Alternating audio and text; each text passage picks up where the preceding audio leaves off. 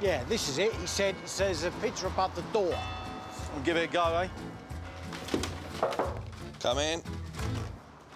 Dimitri, how the devil are you, my friend? All right? Nice to see you. We're here. God, well, Dimitri, I'm amazed you've got such wonderful stuff here. Dimitri is one of Russia's biggest military dealers, and his little black book is like the Russian who's who. But what are the rarest things you've got here? I will show you the item where you never see a price tag on. Hold on, Dimitri. In my line of work, everything has a price. Where did you find this? Here in Russia. It's a rare Tsar's Grenadiers uniform. This was in theatre. It was lost somewhere maybe 100 years ago. So it was in their wardrobe department, hidden for 100 years as just another piece of costume. Listen, just to amuse me, in euros, if that was for sale, what would be the price? One. One. What? 1 million. 1 million euros. Yeah? I'm Bruce Crompton. Wagons roll! I buy, sell and restore military kit. 5,000 got deal. You're on. Fire in the hole! Let's have some. Who's is the money man? Let's not big it up too much, yeah? Because we're going to make the bid for it, No, mate. I know. Ex-Para Freddy. Warren! The weapons expert. Slow down! And there ain't a piece of machinery that twins, Bill and Nick, can't fix. Action! Together, we've been on some mega adventures. There are worse jobs. Yeah, that's what people keep saying. And this is Combat Dealers Reloaded. So I was never really into uniforms. I was more into helmets. I find them more interesting. But over the years, as I've developed the stuff that I've collected, finding original, authentic, rare camouflage suits have been something I'm now quite interested in. Field combat uniforms and the camouflage side of it. With lots of the bits and pieces we do here, a lot of it is based on how new technology was designed and then copied. You remember the forces all copied each other massively. Though it's the SS, as I've said, that really developed the camouflage, right, to a bigger extent than anybody else, there's an example because that guy is Army, Wehrmacht. That's a Wehrmacht Army uniform, camouflage winter uniform. That one's an SS one, that one's a Luftwaffe one. So the Luftwaffe had ground troops as well. This is an SS one again, but the uniform is an SS designer Parker coat, but they've made it out of Italian camouflage. I'm quite proud of what we got here, but it shows you how my stuff's evolved, so I really enjoy this. I'm off on the hunt to find rare uniforms and kit, but before I crack on, I've got a bit of business that needs taking care of. No bag there, Nick, in front of you. Yeah. Is that it? Yeah, there we go. What sort of nick's it looking? Old. Bring it out, let's have a look at it. I need to see if we can move it on. This is a wearable bit of 1940s German high-tech, the terrifying Flamethrower, or Flamethrower. It fired a 30-metre jet of burning petrol and tar, an incredibly rare piece of evil, and even in this condition, worth a lot of money. Oh, something in it. Hang on, just a minute. Be careful with it. Oh, hear that? Yeah, right. That could be 70-year-old napalm in there. Here, look, that's leaking. Oh, yeah, that stinks, that stinks. Oh. Can put it down, put it down. First of all, let's see if it's flammable, right? Oh. That burns. Poor, look. Poor, that's terrible, that stuff. Well, that's answered the question. Yeah. We better get that emptied out. Yeah, definitely. Can you imagine having that squirted on you? That wouldn't be worth thinking about, would it? No, no, it Be doesn't. horrible, mate. wouldn't it? Phil, Nick, find out how to make that completely safe. Yeah. Yep. Freddie, get your leather thong. You're coming with me. All right, see you shortly. Have a nice time. Freddie might think we're heading for the beach, but we're off to the Philippines, where from 1941 to 45, the war in the Pacific raged between the Japanese and the Americans. For dealers like me, it's unexplored territory and a great place to start my search. We're in the capital city, Manila, and it's buzzing. Greater Manila has 12 million inhabitants. It's the most densely populated city in the world. It's like chaos, isn't it? You never know what you're going to find here. Bit of ice and your gin and tonic. The Philippines has had a tough history. A Spanish colony, then an American protectorate, but worst of all was the brutal Japanese occupation during World War II. Property was seized from the locals, who were separated from their families and forced into slave labour. It's an extraordinary history, which is important to keep alive. Well, we're going to see this chap called Cheeto. He's been a military collector for years. He's got all kinds of bits and pieces. Here, look, this is it. Oh, you've prepared a few things for us to see. Oh, I didn't expect this. I really didn't. Oh, thank you very much for going to the trouble of doing this. This is exactly what we were hoping to see. Things that you'd collected locally. Oh, straight away, Japanese water bottle. Very interesting. This is the sort of thing you just don't get to see in the UK. In the 30-degree heat of the Philippine rainforest, dehydration was a killer, and drinking dirty water could cripple an army with dysentery and cholera. This is rare because it's got the cork. They put a silk thing over that, look. It's got the belt, it's got the harness, everything. If you do find these things, these pieces aren't with it. It'll be rotted away, won't it? Rotted away, but it's really nice. That's something I'd be very interested in. Something else I can see there that I'm really interested in. This is a map case. Can I open this? Is it OK? Please. Can I have a look inside? Of course. Oh, I can see some Japanese writing here. Hey, look at that. These are maps. Oh, yes, yes, indeed. I'm on the mark here, absolutely. Oh, look at that. That's marvellous. That's a Japanese army map. It's been used. You can see somebody's written out the contours here. Looking at this is potentially objectives that they want to take, and then the primary routes to secondary and subsequent objectives. A World War II Japanese map case is a rare thing. One with its maps in is extra special, but these maps even carry the marks of an actual battle plan. That really floats my boat, I have to tell you, because the water bottle, I know, you know, it's really nice, it's interesting, it's an early war one. Could you give me a price for the two sets of items? Well, you know, this stuff has been with us for ages, Yep. since I was a kid. I think about £450. How's that for you? I'd feel much better if you said 700. We are going in the right direction, We OK? are. Let's say £600 to get the thing moving. Pounds sterling. Keto, you are Okay. an absolute gentleman. Thank you, sir. I appreciate that. Good. I'll stick these away and we will move on. You've got a nice selection of helmets here.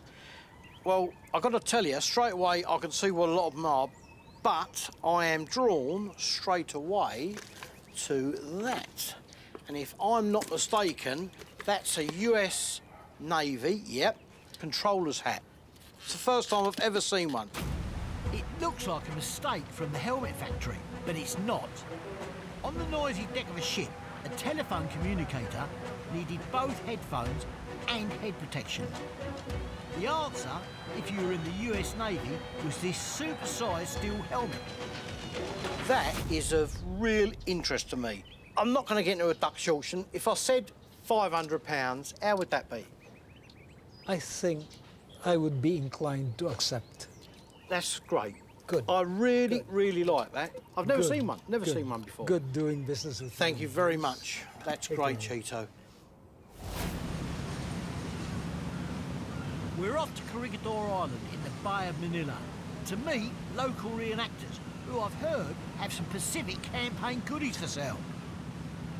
The island is perfectly placed to defend the port, and it's been fortified ever since Spanish colonial times. Hold in. Thank you. Look at it, it's huge. Goes right on up there. Look. Like a ghost town, isn't it? I bet there's shrapnel lying everywhere here. Corregidor was the last outpost of resistance by the Philippine and US armies against Japan. Oh, yeah, there's a couple of guys up there. Good morning, gentlemen. I'm Bruce, pleased to meet you. I'm Albert. Hello, mate. Hello, mate. This is Freddie. Hi, Freddie. All right. So, what are you actually doing here? We're taking some pictures of some stuff we're planning to sell off from our private collection. Helmets are always interesting to me. The cover with the helmet. Could I have a look at that? Yes, this is actually a tropical issue. Yeah, kind of. that's right. It's similar to the functions of pit helmet. Yeah. And this particular item came from Iwo Jima. The island of Iwo Jima sits between the Philippines and Japan. The Japanese knew if the Americans captured it, they could use it as a base to invade Tokyo. So the battle for Iwo Jima was one of the turning points of the Pacific War. The fact that it's a relic from, you know, one of the most famous battles in the Pacific, Battle of Iwo Jima, that's really interesting. I'm really interested in is that as a pair. Now, first of all, if that was on its own, it's a shell. But even better, and I'm being straight up with you, is the cover. It's in good condition, it's very nice, and you can feel by how it's made, a lot of them didn't survive. So have you got a good figure? I'll tell you what I'll do, I got $600 for the two. Because you're taking both, 800 would be reasonable. I want to get this wrapped up. I want to put it on because I'm absolutely boiling. I'll go $700 US for the two. 700? Sounds like a deal? You got a deal. Okay, lovely. That was easy. It wasn't too hard, was it? Next, I exercise my diplomatic skills. You can only French lot, they'll sell you anything. It's not just dust getting up my nose, Imagine having that stuck up your hooter. and the mad Turk goes all colonial on me. You actually look quite presentable.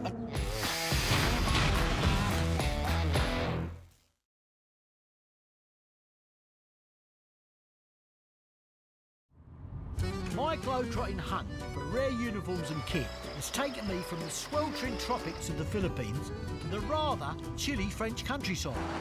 And I've been joined by my other ex-paramate, Ian. There's a dealer here I've never met before called Arno. He's told me to meet him at the memorial. Oh, look at this. I've got to get up here and have a play with this. Unbelievable. That's in awesome nick. I don't think it'd be for sale, mate. It's on a memorial. You can only French lot, they'll sell you anything. This is him. Mr. Arno, my name's Bruce. Yeah, welcome. This is Ian. Hello, mate. All right. Hello. We come to see you, or Yeah, if possible. Can we but look? you can climb at the back. Get in the back. Yeah. You want to get in the back of a van with a strange man or not? You having a laugh? Come on then. Okay, all right. None Mate. about this. Mate, what website did you find this bloke I on? don't know, but go on, in you get. Right, hang on. I'll sit like that. Mate, you'll fall out. I'm not bothered about being abducted, but I am worried about my very expensive jacket in this bloke's very dirty van. I'm excited already, you know?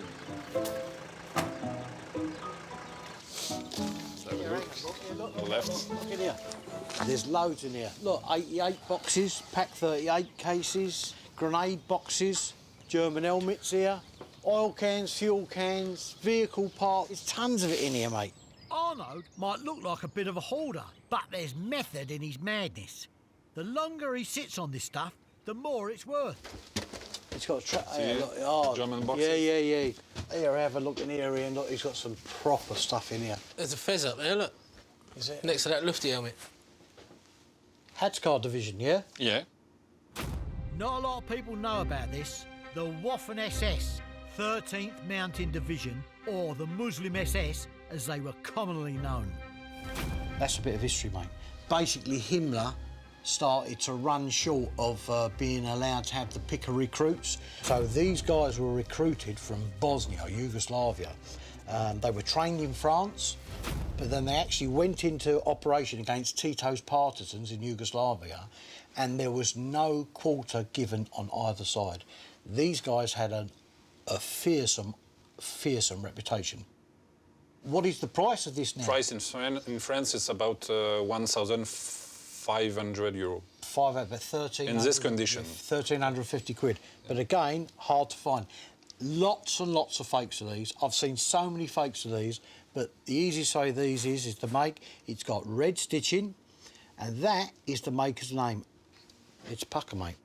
And this is interesting. Horse gas masks? Yeah. Do you have both types? Yeah, first model and second model. Mustard gas was one of the many horrors of World War I. When World War II broke out, the Allies and the Germans issued gas masks to soldiers and civilians, but also to horses, which were a vital part of the German war effort. There were two models, and they're both rare.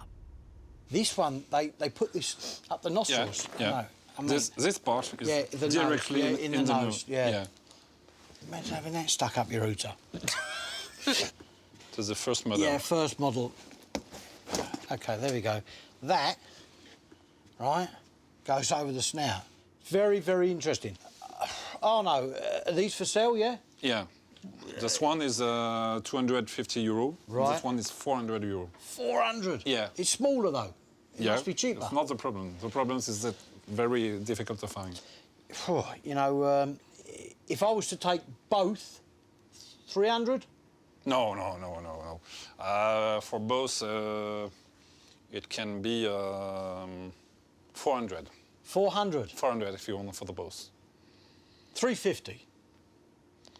Okay, 350 if you want. Oh, Lord, lovely. That'll do. Thank you very much. Good for you? Yeah, Okay, very good. it's good for me. Bruce has dumped a German flamethrower in our laps and asked us to deactivate it. So to stop us getting barbecued, we've called in an expert. Hello. Hello, down Hiya. here. We're down there. How's it going? Hello, Jason. Nice to meet This you. is Phil, this is Nick. Nice to meet you. Jason is an explosives expert. I brought this down. This is one of our props that we use in films. So if I put this down... Dump that on. There we go. Right. OK, the thing is with Bruce, he wants to sell this. Obviously, it's not in a very good condition and we want to make it safe. Got to be extra careful with it. If the gas is released too quickly, it'll then suck it straight back into the tank, which then... Ignite the tank. Go boom. So actually, we're standing next to a bomb. Potentially we are, yes. I'm glad you're here. Right, we need to get this thing straightened out as quickly as possible then, don't we? Yeah. Is that noise coming out of there? It's making a bubbling noise out of here. I've headed south to Italy, and thankfully some lovely weather. Ian has gone back to Blighty, and I'm waiting for the Mad Turk. Where are you, Oos? What's that? I've had no choice. Where's the van? This is your van. I can't believe this. Right, let's just go. We'll be running late. What you got this for, Bruce, mate? I wanted a van, but I could not hire a van. The next thing best for a van was a camper van. The geezer's talking to me Italian. He said, van? I went, yeah. Next thing, I got this. The only thing is now, as you're driving me at locations, you'll be able to nip back and make me a cup of tea. Try and pull up anywhere, all right? OK, all right, let's go and have a look, boy. Let's go. It's got to be up there, isn't it? Well, he said it's the industrial premises, but it's not his house, so... Right, this does look like it, Bruce, doesn't it? Gianluca! Oh, yeah. Hello! Oh, my God. Yeah. Whoa! This Look is at the the place. stuff in here. I told you. This is great, man. This is incredible. Hello, Gianluca. Hello, mate. Hello, mate. Don't do yourself in.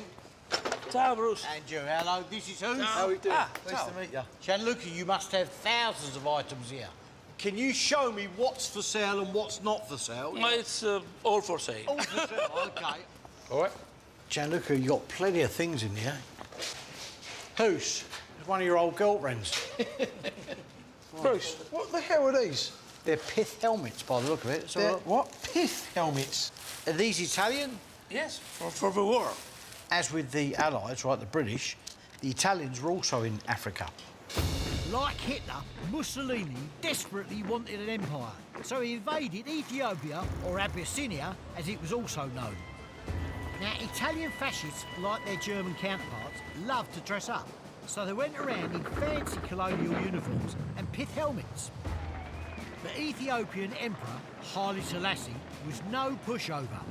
Ethiopian freedom fighters and the British Army kicked the Italians out in 1941. Try it on, come on. It fits you, actually. You actually look quite presentable with that. And comfortable. Well, it is. It's designed to be comfortable. I think probably these are cork as well, cork. Gianluca, what are the price of these? The price of this is 100 each. Okay, so if I took 10, how does 600 euros sound? No, 600 is too low. Okay. I can give you a 750. Listen, job lot, I think it's worth it. Okay, I'm not going to argue. Okay. Thank you, 750. So, yeah, nice. Yeah, That's they are. exactly what we've come here for. Right, well, we'll take those. Who's Gianluca? What's up, Bruce? Come have a look at this. What you found now? Gianluca, is that military? Yes, it's the Italian military sledge. It is, yeah? Yes, it is. Could we have a look at it? Possible to get it down? Yes. Yeah? That's fine, Gianluca. Lovely. So this is Alpine? Italian Alpine Yes, Army? sure. It's the only sledge with handbrake. Right. So what is it, a couple of spikes that go in the ground, yeah? Yes. There is under this. Let's have a look under there. So basically, as you pulled the handbrake in, the spikes would dig in, okay, and stop it. I've seen these in numerous publications with the Alpine Corps. So the Alpinis, they were a very good unit, yeah? Yes, very strong fighter. Yeah. Known for their alpine felt hats adorned with a black raven feather, the Alpini are the Italian army's elite mountain warfare troops. But Mussolini landed them right in it when he sent them to help the Germans out in Russia. These fighters, used to mountain peaks, were suddenly exposed on Russia's flat plains facing Russian tanks. Around 50,000 Alpini troops were sent out, but just a handful returned. Anything associated with the Alpine Corps is a good spinner for us, trust me. So would this be expensive, Gianluca? Is 800. 800. Would you take 500 for it, Gianluca? No, 500, no. No? 600, 600. 600 you'll take. 600, grazie. Okay, prego. Gianluca, listen, it's been an absolute pleasure. Thank you for your time. The material's fantastic. Lovely to see you. Thanks, Gianluca. Bye-bye. Cheerio. Bye-bye. Next, Oos gets his eyes opened in Italy. You look good in them. Unbelievable. I show off my multilingual skills again. Marco, price, quanto costa? And the Mad Turk speaks sense for once. Let's not big it up too much, yeah? Because we're going to make the bid for it, mate. I know.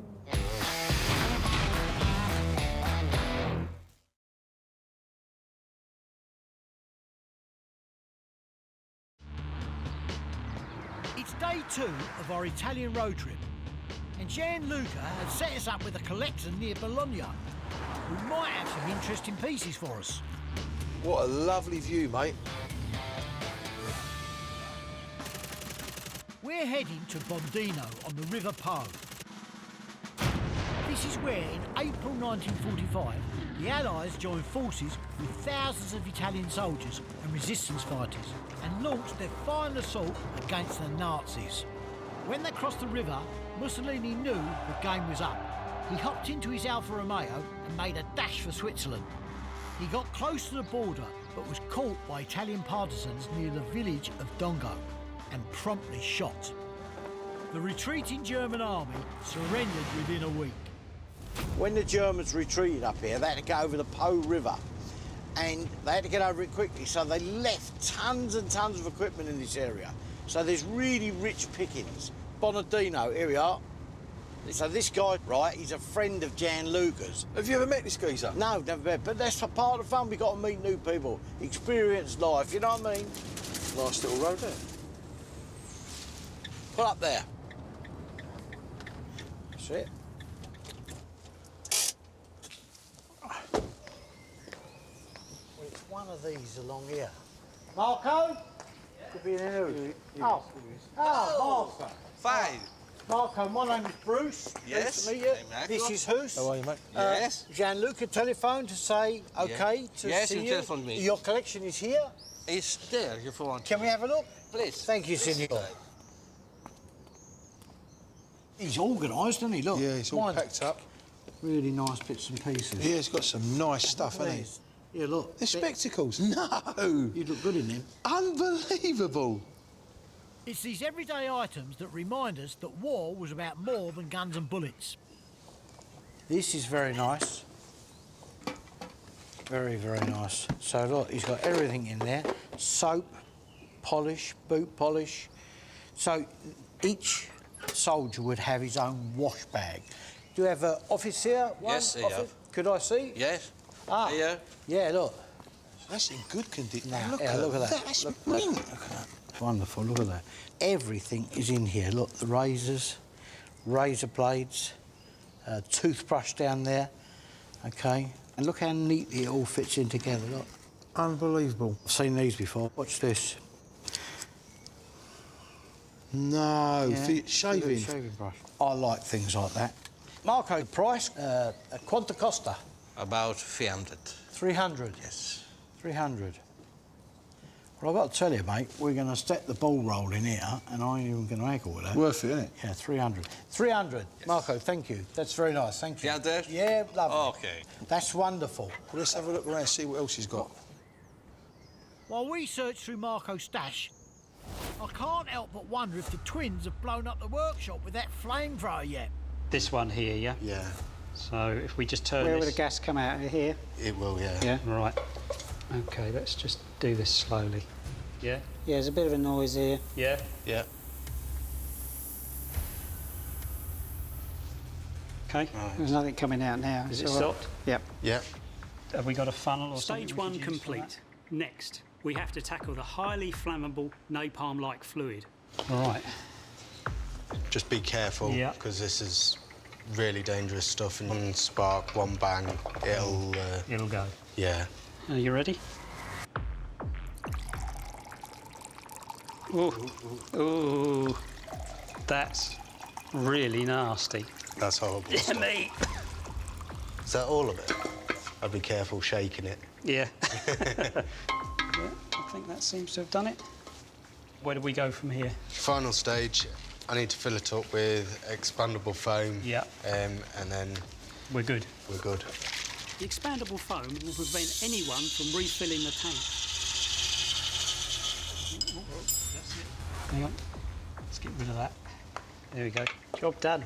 Look at that. And it is deactivated. So that's 100% safe. We can get that sold now. Yep, that's now 100% safe. OK, well, that's a big relief, isn't it? Thank you. We've got a nice bike over here, mate. This one here. It is a nice bike, mate. Again, really nice. And believe me, getting really, really hard to find. Remember, OK, a lot of people think that all the German army was motorised. It wasn't. Horse-drawn and bicycles. Italy's eccentric Bersaglieri regiment was one of the first to use folding bikes. Apart from the bikes, they were also known for wearing flamboyant hats and always jogging on parade. So, as well as looking ridiculous, they were probably knackered the whole time as well. You see these attachments on the bike? This clamp here is for the K98 rifle. That would slope down there. That's the butt goes in there. Now, these items here are very, very hard to find now. At the end of the war, when there was no fuel or anything, every civilian who wanted to be mobile would get a bike. Well, the first thing they did was to demilitarise them. These were the parts that were stripped out and thrown away, which makes these two pieces worth as much as the bike, right? You see he's got a Zeltbahn, a poncho on the front. You could have a gas mask on there.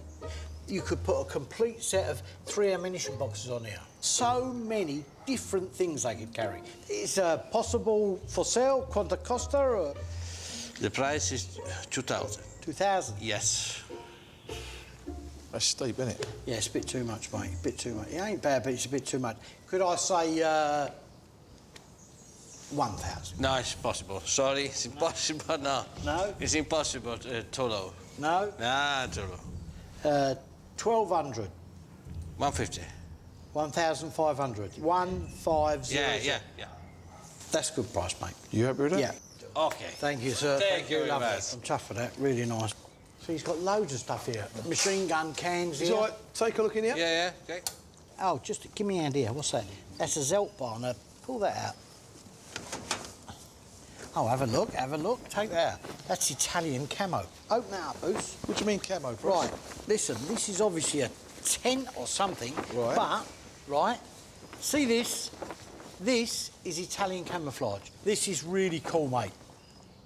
It was the French army that started modern camouflage in World War I, when they realised their red hats and blue coats stood out like a sore thumb. After a crushing defeat by the Germans, the French created a dedicated camouflage unit. Not to be outdone in the camo fashion stakes, the Italians introduced the first mass-produced camouflage pattern in 1929. This particular form of camouflage they liked for some reason, and you see many of the tank crews and people from the 12th SS and the 1st SS with uniforms made out, jacket and trousers made out of this material. This is really nice. So you're well interested in this then? The fakers that fake SS camo and that sort of stuff would give an arm and a leg for this, right? Because it's real cloth. These fakers will take a piece of original cloth and fake trousers and jackets. Now, SS camo, some trousers can go for £10,000. How much? Now, I'm not saying the Italian camo ones do, but they would take this material, cut it, make absolute perfect copies and sell them as originals for a fortune. Let's not big it up too much, yeah? Because we're going to make the bid for it, no, mate. I know, we'll find out. Quanto costa this? 500. 500? Yes. It's a tent, man. Sorry, but it's 500. It's nice, but... It's very nice. Yeah. Wonderful. Not nice, wonderful. 250? No, sorry, no. Best price?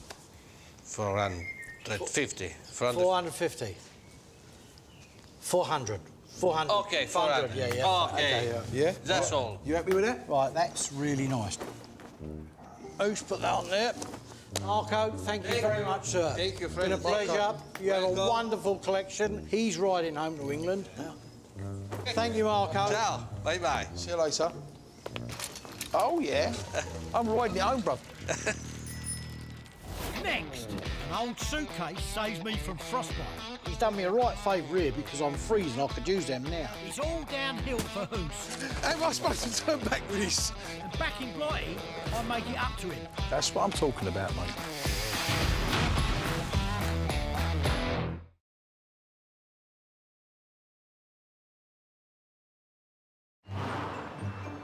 I've left Hoos cycling home from Italy, and I'm dropping in an old friend of mine in the Czech Republic.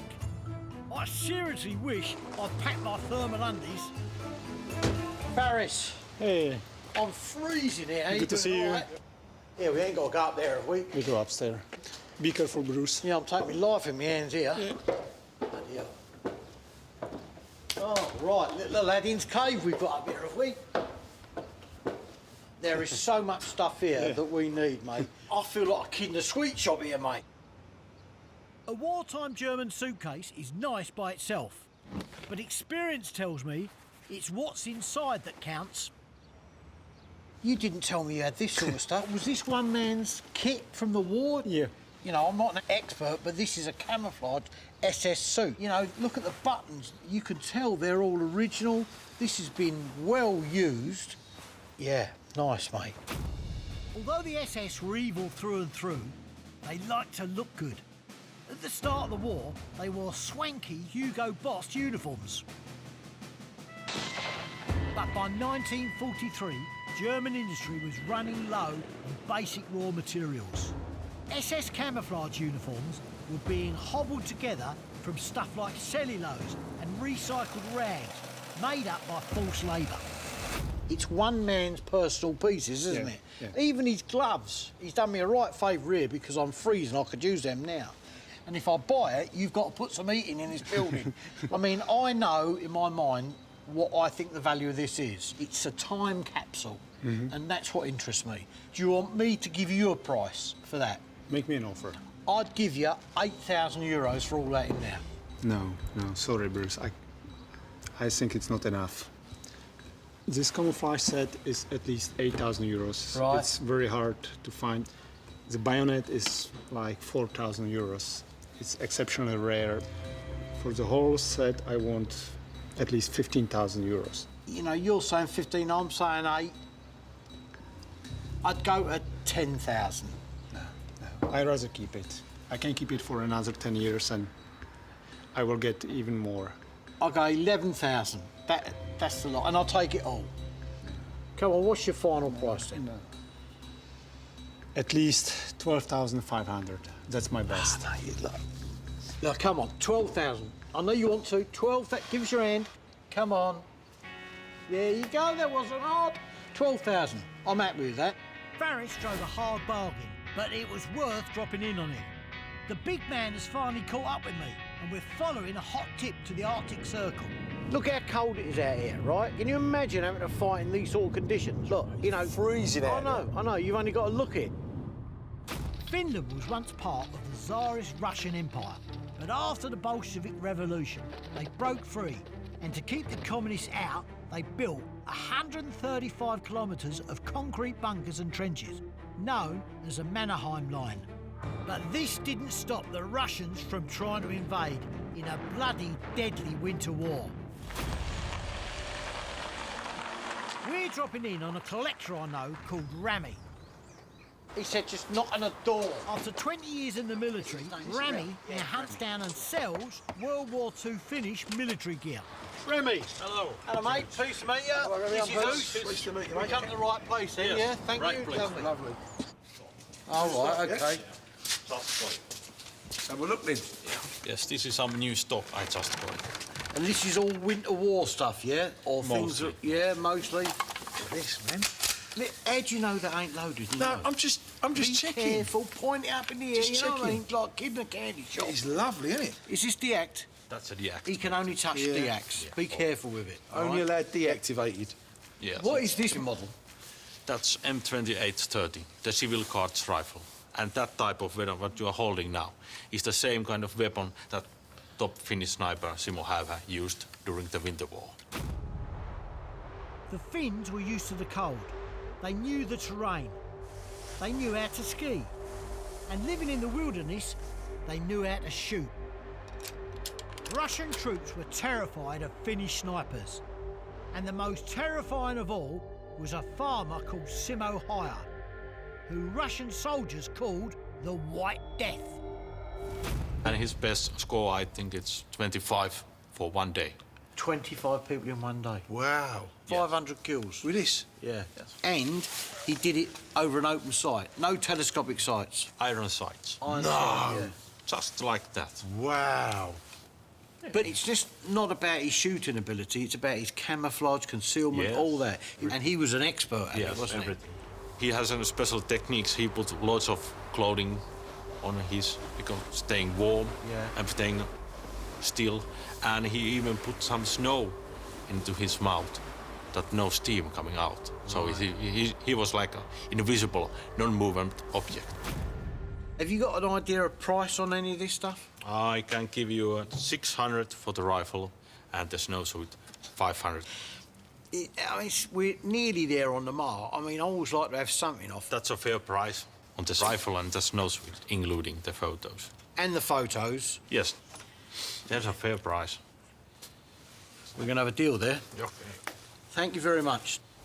Rami has pointed us in the direction of a friend of his nearby, who's also a dealer in rare winter war kit. So we're off to check him out. Brought the warm weather with us. Yeah, lovely. You all right? So we're in the middle of nowhere here. So this is where the collection is, yeah? Yeah. Oh, hello there, Mr. Yusey. Thank you for inviting us. This is my colleague, Mr. Hoos. Lovely. Can we have a look? Thank you. Oh, here you go, Hoos. What? Bit of us, yep. Here we More are. goodies in here. Oh, this is the stuff we want, mate. You see these? Yeah. They're sledges for ski troops. They're like cross-country skis. They would have a harness on and they would tow these sledges behind them with all their ammunition in, all their supplies. Finnish ski troopers were the feared special forces of winter warfare. During the Winter War, the Soviets sent over 800,000 troops into Finland, vastly outnumbering the Finnish army. But the Finns fought a brilliant guerrilla war. Hidden by long hours of darkness, thick forests and vanishing into the winter snow, they inflicted a humiliating defeat on the mighty Red Army. This little party piece. All right. I'd like to try and do a deal on this. Have you got an idea how much for all of it? Okay. Olisiko 500? Niinku, mut sit suksat siihen päälle sit joku 600. Joo. 600 altogether. 600? Yeah. Yes. Altogether. 500's a much better price. 500. 500. Okay. Yeah? 5's okay. 500. Yeah, done deal, right. You know what's coming now, don't you? I know. Do you know how it works? No, but let's go. Mate, you got to be joking me, ain't you? No. There you go. Come on up again. I'm not level. Come on, get up. Now just walk. The back heel lifts. There you go, perfect. Go on. Let me tell you, this... Keep going. Shut up. How am I supposed to turn back with this? Go on, keep going. You're a natural. You will pay for that, Bruce, I'm telling you. Up to the top, turn round, and then ski down. Let me just give you a little shove. Bruce, Bruce, no. I can't get up now. I'm going to ski now. Okay, got it. Yeah, look. Whoa.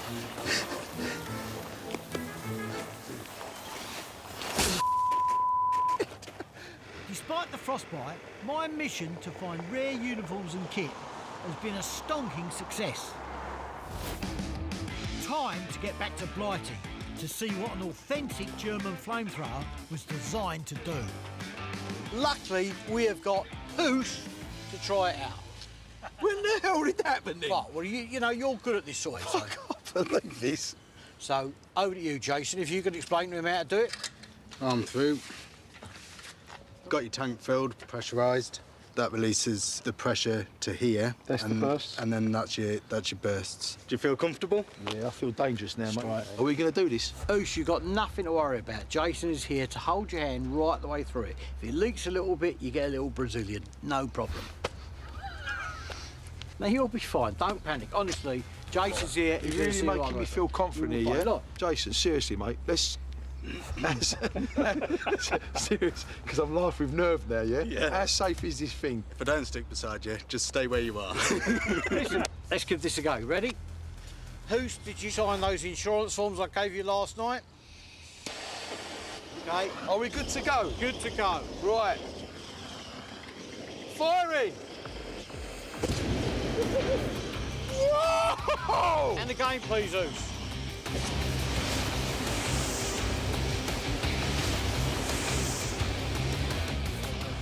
Right, move forward slightly and fire at the sofa. Closer, please. Move in a bit towards.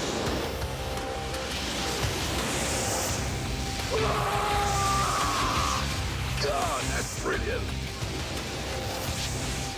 Right, slowly move forward, Hoos. Move in closer.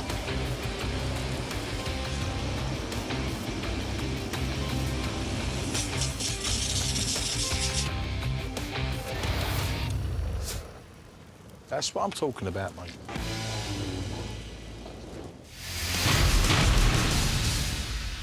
Phil, Nick, Freddie, here, quick, come and look at this. Got a big surprise for you here, look. Is it rusty? No, but hold your breath, you're going to be blasted here. All will be revealed. Right, just hang about here. The iconic Spitfire. In the summer of 1940, those brave boys of the RAF saved Britain from invasion. Loads of them over London here on Battle of Britain. As Churchill said, never was so much owned by so many to so few. He knows how to fly that, doesn't he? He does, doesn't he? Now you'd be panicking, wouldn't you? I'd be panicking.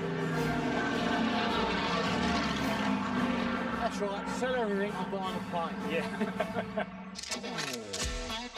I'm Bruce Crompton. Wagons, roll! I buy, sell and restore military kit. 5,000 got to do. Fire in the hole! Let's have some.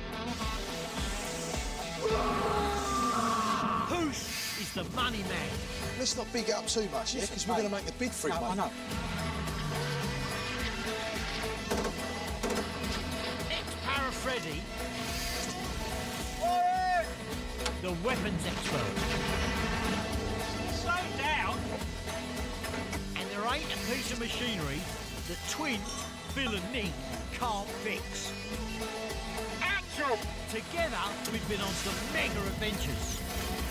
There are worse jobs. Yeah, that's what people keep saying. And this is Combat Dealers Reloaded. But what's your opinion? Why did we win the war?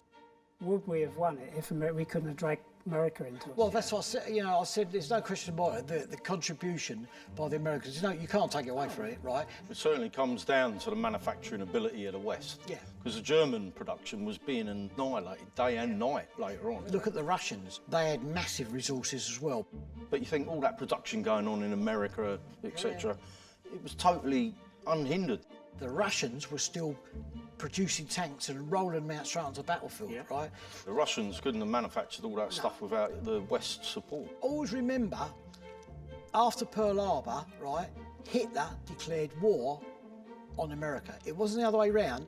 Potentially, even the invasion on D-Day could have gone the other way. Yeah. If they could have freed up 5 or 10% from the East, the outcome could have been completely different. This is something to think about. If Hitler had got the atomic bomb in January 1945 and dropped 4 on this country, we were done. All I know is, I'm glad I was on the winning side. You can't say there's specifically one thing that caused us to win or the Germans and the Japanese to lose. There are hundreds and thousands of different things that contributed to it. But you can't put your finger on it. I'd love to be able to, but we never will. And we'll still be arguing in the next century. Right. I've just picked up this World War II American Jeep for a client of mine. Gearbox is a bit wonky. This is running a bit rough, isn't it? This is 7-year-old, this vehicle. Some things get better with age. Yeah, like me, I'm mature with age. Ask my wife. Yeah, let's let the boys have a look at it. Yeah. This runs like a bucket of bolts, mate. It's got to be looked at. That is running like pig sick. Jeeps were one of the first all-terrain Allied military vehicles.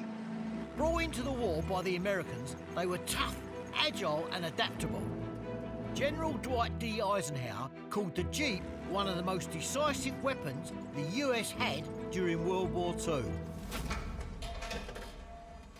It's in a bit of a rough state, so we're thinking the best route is to put a brand new engine in it. Well, that sounds like a lot of money to me. Yeah, but the thing is, this engine is a post-war engine anyway, you know that, don't you? Yes. So it's got the wrong engine in it. Right. So it's a good opportunity to up the value of it, get the right engine in it. OK, anything else on it? The wheels are the wrong ones, they're too wide. So how much to put this right? New engine, wheels, bit of work, your time, that's going to set me in £4 at least. At least. Right, this sounds like a plan. This World War II Jeep is a bit of a mongrel, so I need to find an original engine and wheels. And this is the place to find them. The War and Peace Revival near Folkestone in Kent. But I reckon peace was a bit of an afterthought. This is the world's largest military vehicle show. And I've brought Moneyman Hoos along to make sure I don't get distracted and blow the budget. I want little bits and pieces so that we can kit the Jeep out. You've got to root round this stuff though, mate. It's got to be original stuff. What is this here? A bandage, American 1943, yes. Original wartime, Original, yes, original. What are these things here? These ones here? Are these a bigger one? The big one, the big, large first aid dressings. Lovely, OK, all right. Bandages were almost as important as a gun to a soldier. During World War II, there was an 85% chance of survival if an injured soldier was treated within an hour. So to reach troops fast, the US Army equipped Jeeps with first aid kits and used them as four-wheel drive ambulances. Because of innovations like this, Allied soldiers were 10 times more likely to survive being wounded in World War II than in World War I. How much is that? What's that, £10? It's 10 euros. 10 euros. To be honest. Oh, that's okay. It's even better. Listen, can I make a little bit of a pile and we'll have a little divvy up at the end? We'll put them here. All right, put them there. Can I just have a look at that mess tin? Is it an American one, yeah? It's an American one. It's marked US. I think it's 44. That's what we want. This goes in the Jeep. All the American troops used to carry it. See when it's been burned. Do you have any of the heater things that go with it? Yeah, the heater things. Second World War. Lovely. So you'd open this, put it underneath. They put these on the bonnet, boom, and they cook on them straight away. Over 16 million Americans served in World War II. That's a lot of mouths to feed. The last thing you want to be carrying into battle is heavy cooking gear. And these little windproof burners meant troops could rustle up some hot grub under any conditions. The German army mostly relied on food rations being delivered to the front line by battalions of field kitchens. Don't touch, they're poisonous, look.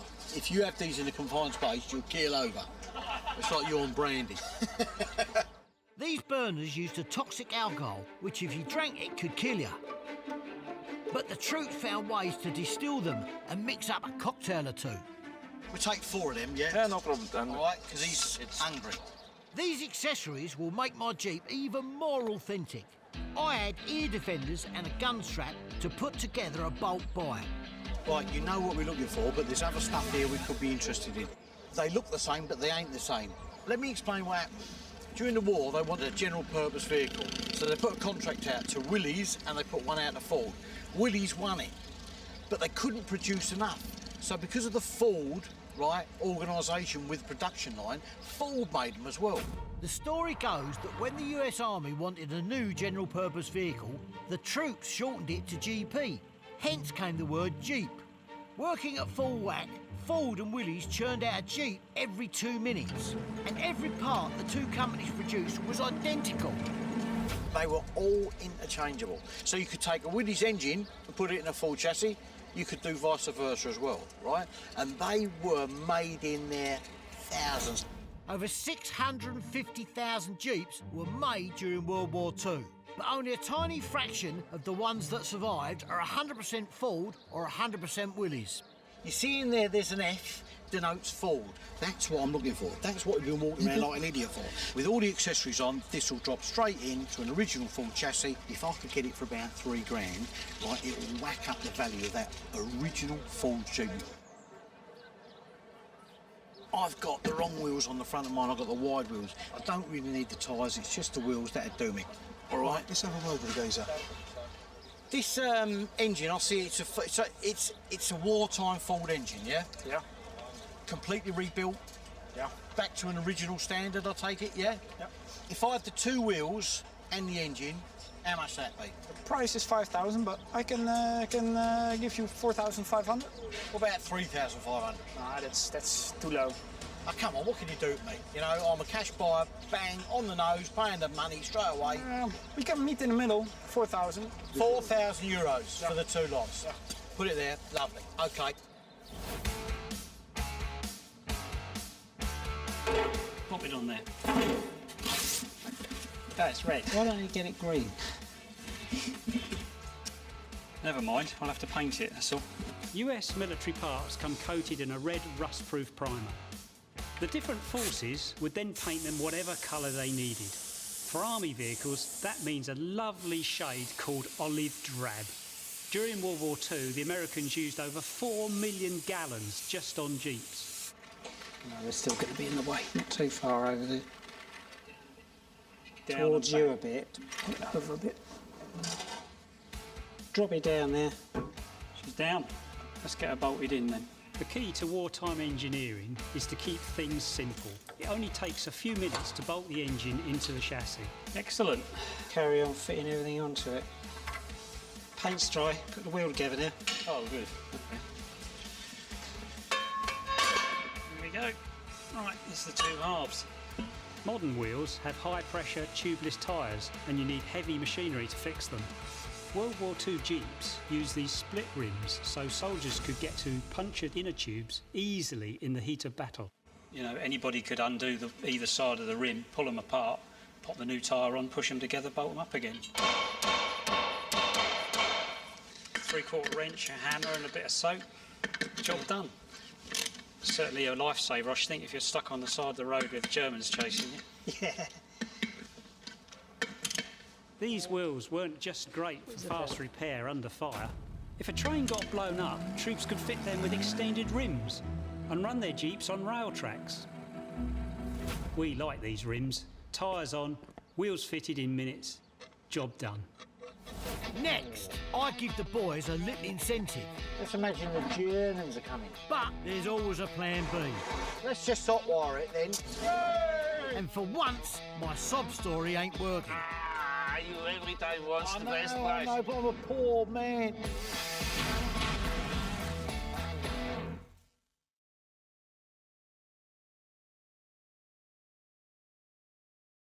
Come on, chop, chop, all in a day's work. Promise me this will start on the nose. There's a bag of donuts in the car if it does. An all-terrain Jeep is one thing, but if you want to do some serious off-roading, you need one of these, a half-track, which, as the name suggests, has wheels at the front and tracks at the back.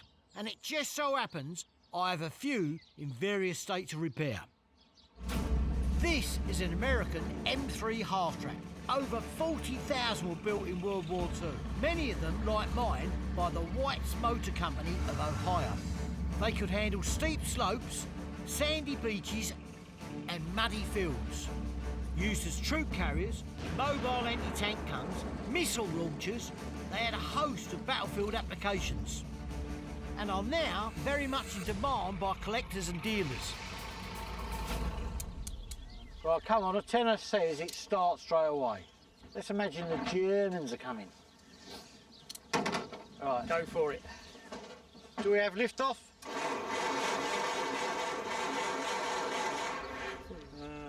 There ain't even a spark there, is there? No spark means no donuts. Let's just hotwire it then. Yeah, there's a bit of wire. Give that a go. Hot wiring involves bypassing the ignition system by connecting the battery directly to the starter motor. It doesn't work on computer-controlled engines of modern cars, so don't try this at home. Whoa! Whoa, nearly started. Well, smoke coming out the ignition switch, that's probably not good. Nearly.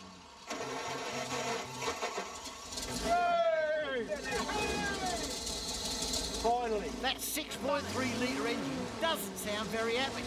The M3 may be moving, but only just, which is bad news because I also own a German 251 half-track. And I've got a buyer who's offering 300 grand for the pair, if they're in top-notch condition. The German half-tracks were less powerful than the American M3s, but they were lighter, so had a longer range. But because the Germans took such a pounding, not many 251s survived. So they're much rarer than the American half-tracks, and hence about 10 times more valuable. Is that it? What's happening? You sure? Nothing there. Why aren't we done here? It's not turning. What do you mean it's not turning? A noise coming from in here. Is there? Have a look at the inspection cover. If we've got a problem, I need to know now. Whoa. There's a lot of vibration coming out of that diff.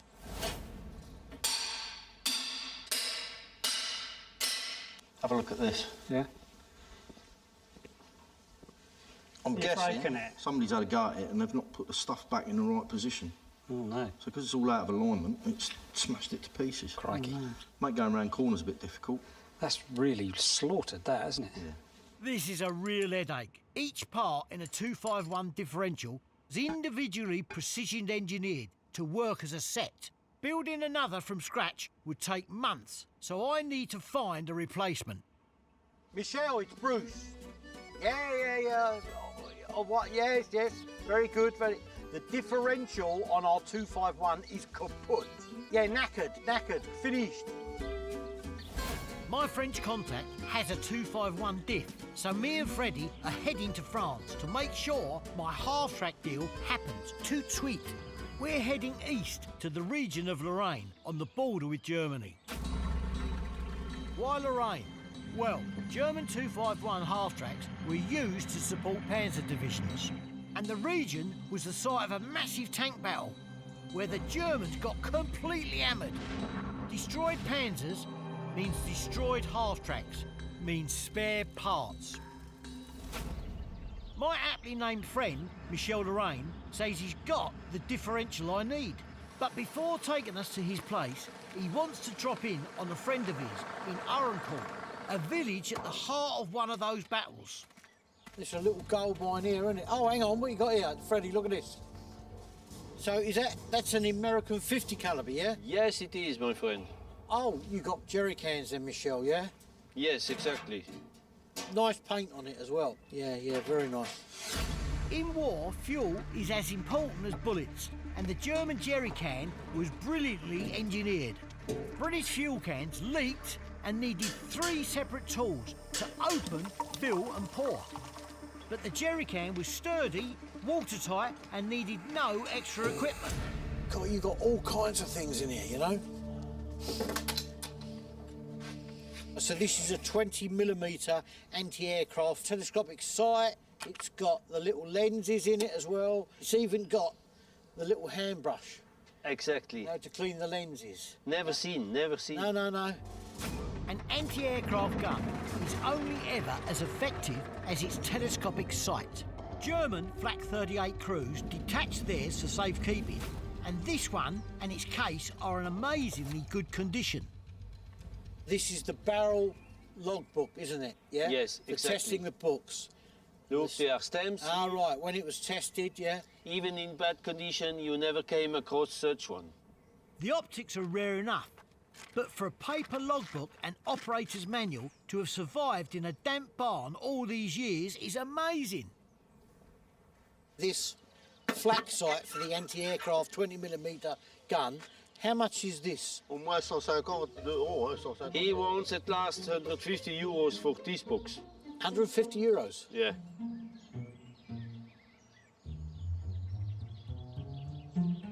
Done. Okay, my friend. Number one. C'est bon. Merci. I'm very interested in this. It's from this battle. It's a memorial piece. Yes. I mean, what do you reckon on these things? You've used them. This is like 80 years old and they're still using this kind of technology today. Still use 50 cals in most armies around the world. It's certainly an effective weapon. Ah, moi, si elle part, je veux 200 euros. He will have for not less than 200 euros. Done. I'm very pleased with this. This is good. It's a historical memento from this place. Absolutely. Right, let's have a look at these. So, what would be his best price on these? Qu'est-ce que ce serait le meilleur prix pour les deux jerrycans? 20 euros pour les deux. 20 euros for both. Done. Absolutely, 100%. For you only? No, for me. I'll tell Nut my zips about this, trust me. While Bruce is away buying a replacement part for his German 251, we're working on the White's American M3. The other vehicle in his 300 grand half-track deal. The strength of a lot of American World War II military engineering is its simplicity. Vehicles could be fixed by soldiers who weren't mechanics. That's no good. That's no good at all. I think it's only running on about 3 cylinders out of the 6. Yeah. Sounds terrible. Cylinders are like arteries. They contain the pistons which deliver the power to an engine's heart. If only 3 out of 6 are firing, the M3 is massively underpowered. Maybe there's a crack in the distributor cap or something like that, maybe. The distributor sends an electric charge to the spark plugs, which in turn fire the cylinders and pistons. Any fault in the cap cover, and over time dirt, and even worse, moisture, seep in and gum up the works. Michel Lorraine is finally taking us to his place, where he's promised me he has a differential for my 251 German half-track. The diffs are over there. Freddie, can you have a look at the diff? Yeah. There's 2 there. Have a look to see which is the better out of the 2. All right, so which is the better one, Freddie? Yeah, the one on the left on the face of it. Without actually taking them apart, it's a bit difficult to tell. This one looks like the better one to go with. What's my best price on them? Come on. Ah, you every time wants the best I price. know, but I'm a poor man. I have children to feed and, you know... I am a poor scrap merchant. No, I've never met a poor scrap merchant. I can go down till 2,000 apiece. 2,000 apiece. Okay, we only need one. You think they're good though, yeah? I guarantee. Okay, guarantee. You know, I have one word. Okay. 2,000 for the good one, yeah? Yes, okay. 2,000 for the good one. Okay, job done, Michelle. Next. Oops, I made a schoolboy error. Where's the car? You just sold it. The fumes have finally got to Nick. No. And it's mass production versus German precision.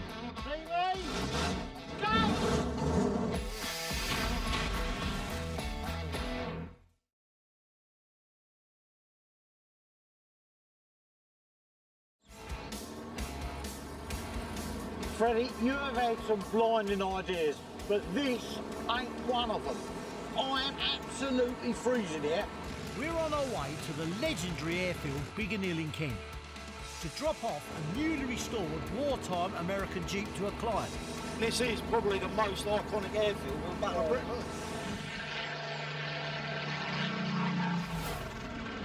The Battle of Britain is up there with Waterloo and Trafalgar as one of the defining battles that determined the course of British history.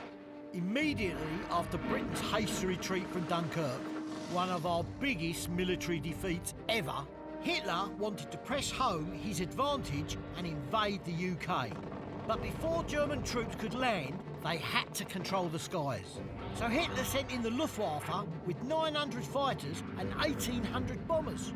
With fewer than 700 fighters, the RAF was vastly outnumbered. Airfields on the English south coast, like Biggin Hill, were on the front line of this war for air supremacy. Yeah, look what happened in there. See, a bit different to what we do, innit? These workshops are devoted to restoring super rare historic aircraft. They're run by former commercial pilot Peter Monk. Peter, how the devil are you, all right? Good trip down here. Listen, there she is. Have a look at it. Runs well, starts on the button, mate, believe me. Fire it up, Peter, see how it goes.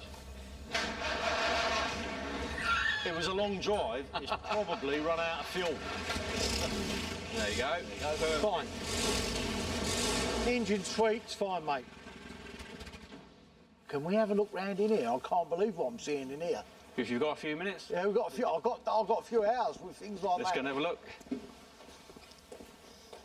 Look at this. I mean, hell. So that hurricane, can I just have a look? I mean, I've never been this close to a hurricane, to be quite honest with you. Entire assembly line, right from a bare fuselage up to the almost finished product. How many Spitfires have you actually got here? We've got 13 Spitfires. 13? In the States at the moment, yeah. That's amazing. The Battle of Britain started in June 1940. And in the first 6 weeks, the RAF lost about 320 planes. But in those same 6 weeks, our factories churned out double that number of new Spitfires. To the astonishment of the Germans, the RAF had more planes at the end of the Battle of Britain than they had at the start. Producing lots of planes in a hurry is hard enough. Producing experienced pilots to fly them is almost impossible. Many young lads were being sent up with as few as 10 hours of solo flight training. This one here on the right, flown by a 19-year-old that became an ace on it. A 19-year-old? Yeah. Then I spot the Luftwaffe's Messerschmitt 109. One of only 2 left in the world. Unbelievable. I mean, it's mint. What sort of money is one of these now? Well, if you've got $15 million in your pocket... 15 million? The Luftwaffe's Messerschmitt 109 was the arch enemy of the Spitfire. At low altitude, it was actually faster, but less agile. And in a dogfight, the nimble Spitfire won hands down. I didn't realise that you had German stuff here, to be quite honest. There's an interest, a big interest in German aircraft. And not just planes, we're interested in German wartime vehicles as well. And one in particular that we're looking forward, which you might be able to help with, is a German Kubelwagen. You're after a Kubelwagen? Yep. Listen, Peter, I can definitely help you with the Kubelwagen. The Kubelwagen did for the Germans exactly what the Jeep did for the Allies. But whereas the Americans churned out over 500,000 Jeeps, the Germans struggled to produce just 50,000 Kubels. I will find you the best Kubelwagen this side of Berlin and many other parts if I can get my hands on them for you. I can talk the talk, but there ain't many Kubels about, and the people that own them rarely want to sell them. Well, Peter, thanks a lot. Had a super day. I'm glad you're happy with the Jeep. Thanks a very lot. much. Cheers, Peter. Ta-da, mate. Right. Where's the car? You just sold it.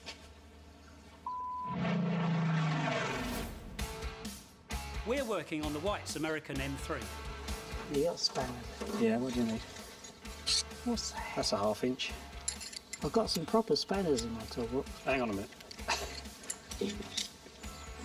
1/2 inch spanner. Don't fit. What else you got? Oh, goodness sake. 916. Just bring the whole toolbox. See what I have to put up with. The German part's electric and the American imperial. Right. You can't use the same tools to fix German and American vehicles. That fits. Does it? Oh, good. There's definitely a crack there. Yep. I don't think it's going to do any harm to change it. All right. The cap does have a hairline crack, which might be reducing power to the spark plugs. Hopefully, the new distributor cap will get the M3 firing. Burst into life. You reckon? I hope so.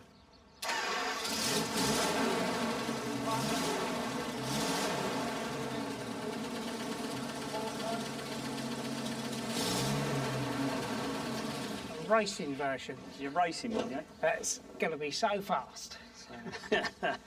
It's certainly faster than running on about 3 cylinders, isn't it? Yeah. Good. Oh, well, that's cured that. It's the moment of truth.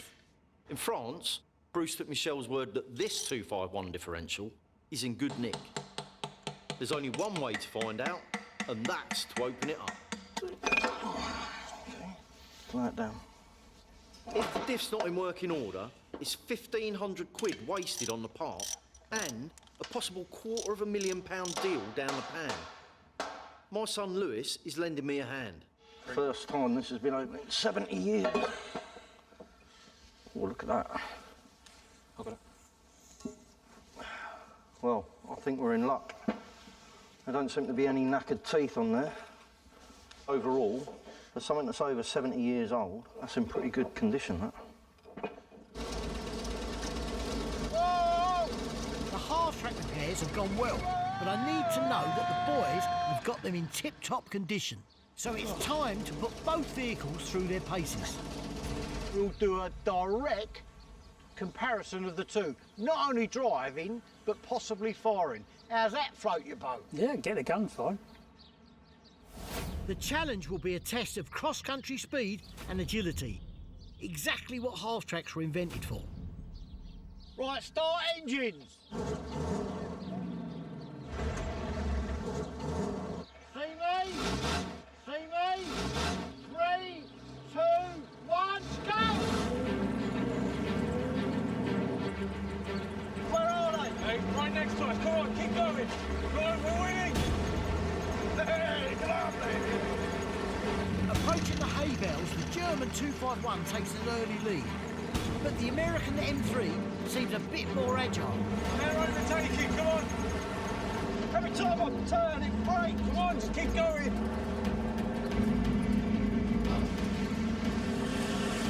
Oh, no, they're ahead of us now. Ready? Go, go, go. Go, go, go. Come on, they're away. Go. The American M3 packs over 140 horsepower and the German 251 just 100. Even in a straight line dash, there's no contest. Just got no guts in it. Come on! Ah. Yay! Lost that by a mile. I'll give him that one. Congratulations to the White's Motor Company, which sadly no longer exists, having been bought out by Volvo. So, both half-tracks are ready for sale, and as a thank you to the boys for the work they put in, I'm taking them, 2 machine guns and the half-tracks down to the firing range. Right, gentlemen, this being the White's armoured American half-track, we are going to use a 30 calibre machine gun. The American machine gun fires 600 rounds a minute and has an effective range of over 1.5 kilometres. The German half-track will have an MG42 mounted on the shield. The German gun has an exceptionally high rate of fire, 1,200 rounds a minute. That's 20 bullets a second. Right, Freddie, Lewis, Nick, Phil, in your own time, short control bursts, carry on. Although it only weighs 11 kilograms, the German gun fires accurately up to a kilometre. The American weapon is also impressive. Its armour-piercing bullets travel nearly 900 metres per second. The truth is, both these World War II weapons could hold their own against similar guns today. Cease fire! Yeah. Next, I fall in love, but she's not for sale. I'd rather sell you my wife. It's not a designer handbag, Freddie. It's got all the Gucci little bits that are hard to find, normally missing. And for once, I'm lost for words.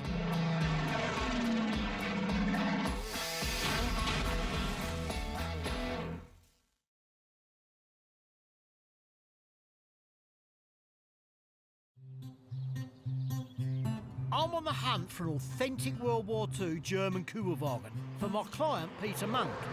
And I've just heard about a bloke in Cheshire who has recently restored one. And as luck would have it, I happen to know him.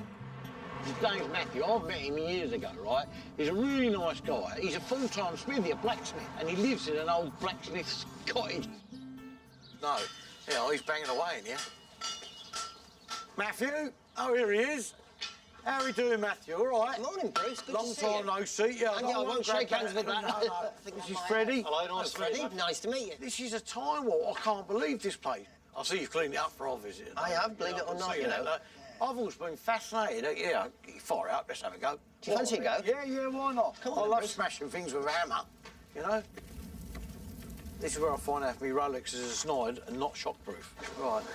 What's a safe distance to get there? Yeah, stand away. Most armies had blacksmiths during the war. It's different, isn't it?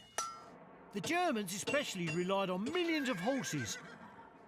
Not enough Kubelwagens rolling off the production lines. Looks like you found your calling, Bruce.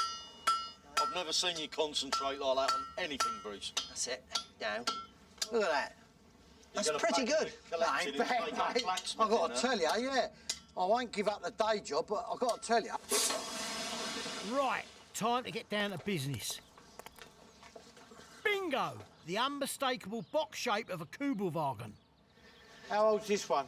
That's a 41 body and a 44 chassis. Yeah? It's all original parts. There's very little repro in that. But she runs all right, though, yeah? Runs nicely. It's only been on the road 2 weeks. The Kubelwagen was designed by Ferdinand Porsche. It was based on the VW Beetle, Hitler's so-called people's car. In fact, the people's car was nothing of the sort. Not a single VW Beetle was ever delivered to a civilian customer under the Third Reich. Instead, VW factories made Kubelwagens, and as it turns out, not enough of them.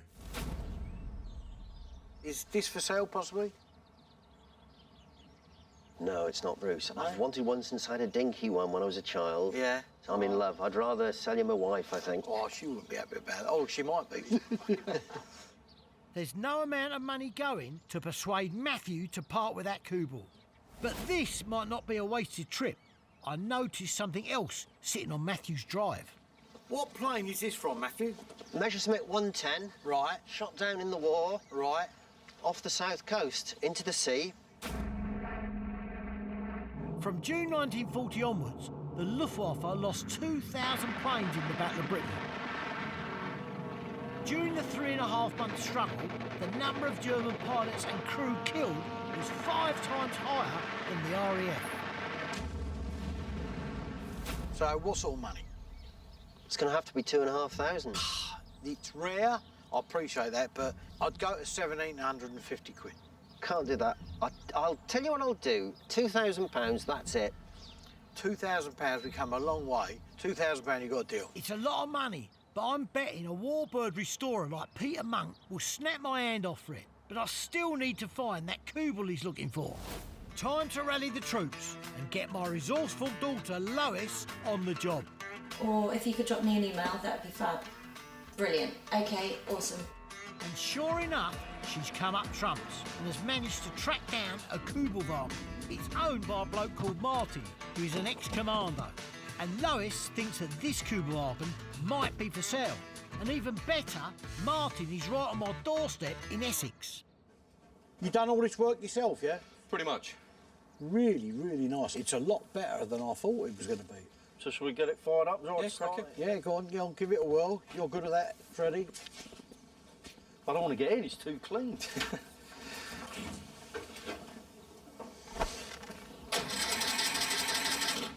Maybe a bit of That's some choke.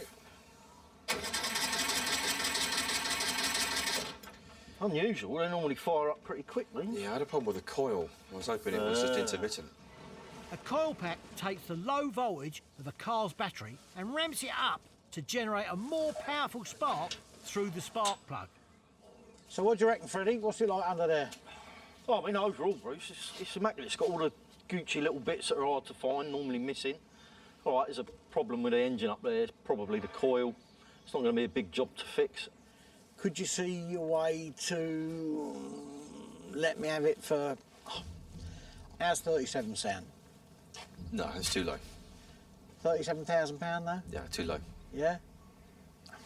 Well, now I'm here to really try and cut a deal. Oh, I'll up it to 39. How's 39? No. Well, come on, you've got to be a little bit of give here somewhere. Original engine lid, original hinges, original seats, fuel tanks. Don't run. Front skids, a coil, 100 quid. Best I can do is 41. 41? It's not a bad deal, to be fair, Bruce. Listen, Martin, you know, I'm not here to rip anybody else. It's going to a good hope. You got a deal. Thanks, mate. OK, lovely. Over the moon. Now, I don't want you crying when it goes. None of that. Try not to. Oh, look. It's a pretty little car. These are quite nice, aren't they? Yeah. Usable. What's wrong with it? Apparently, Freddie said it's got a coil problem. Let's just crack on and see if we can find out what's wrong. Well, if I remember rightly, they're buried right down the back. Right, have a look, see what you can get down there. I can't believe they tucked it down such a ridiculous place. Oh, there. Oh, there. Does that just come out of the coil? That's the coil. It's exploded. Oh, no. Have we got another coil? That's the problem. Oh, God. Right, there should be some... Oh, yeah, some Volkswagen stuff here. Luckily, a lot of wartime VW parts are interchangeable, and Bruce has a couple of old Volkswagen engines lying around. How are you getting on? It's the easy bit, getting the old one off. Yeah.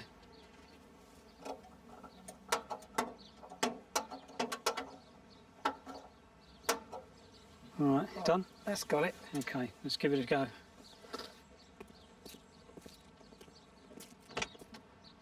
Oh, there's no ignition lights. Battery's on, isn't it? Yeah. That one? Yeah. The fuse there. Someone's thought the ignition was off and it's actually been left on because the ignition lights weren't showing. Yeah. Try that one. All right, let's try it now. Ah, there we go. There we go. Perfect. Excellent. Job done then. Sounds good as well. Sounds nice. Oh, I said, old Bruce will be happy with that. Here he is, look. All right. On time, exactly on time. I hoped he was coming in one of his Spitfires. Morning, Peter. Hi, Bruce. How's you? All right, nice flight up here, It was lovely. Lovely day for it. Well, listen, you're here, mate, and look, there we are. We've got something here to show you, which I think you'll be over the moon with. Completely restored, 1944 Kubelwagen. Let's show you the engine, Peter, here. Look, this thing has been totally overhauled. I mean, look at that. Absolutely beautiful. The original data plate there, year of manufacture, and the serial numbers up there. The engine runs like a dream, doesn't it? Absolutely. It's exactly as you described it. Yeah, It's yeah. exactly what I was looking for. bit of patina here and there. Yeah. Nicely restored. Lovely. You jump in the front then. Press the start button. Your wheels are up here. Listen to that sound. Beautiful, isn't it? It is. Lovely. Yeah. Let's give it a go. Top down, summer's day. What do you want? Ice cream.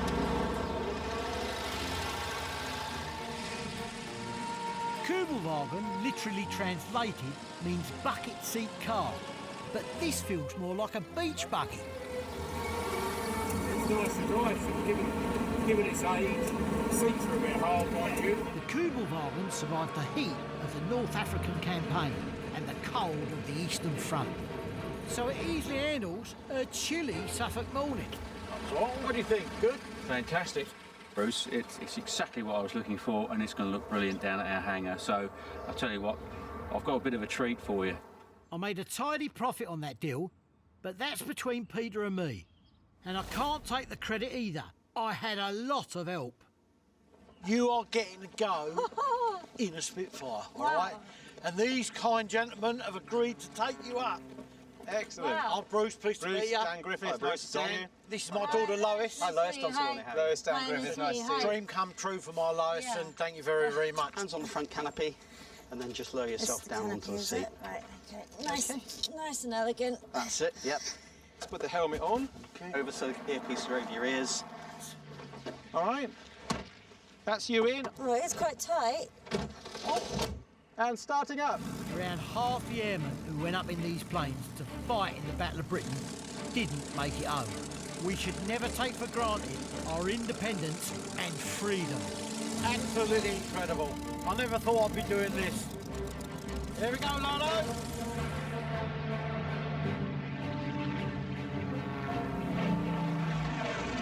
Lois, good, fantastic. Makes your blood run with passion when you see this. How iconic is that?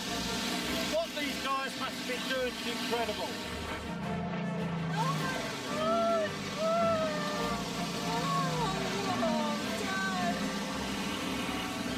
That's incredible. I can't believe it. Wow, Dad, this is amazing. So here we go. 3,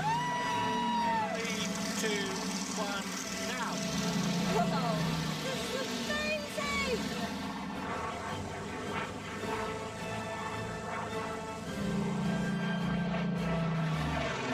Fantastic.